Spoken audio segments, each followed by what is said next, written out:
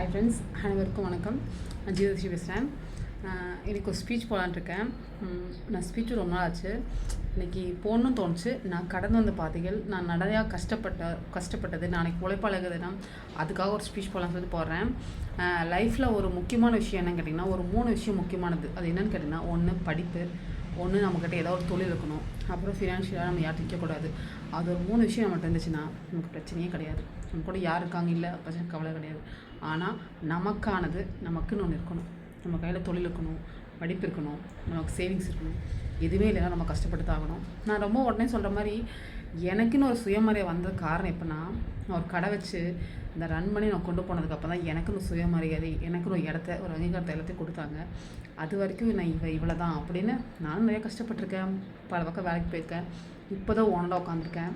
எல்லோரும் சொன்னாங்க என்கிட்ட, நீங்கள் என்ன ஓனர், உங்களுக்கு பிரச்சனை இல்லை, நாளைக்கு லீவ் விட வேண்டாம் அப்படின்னு சொன்னாங்க.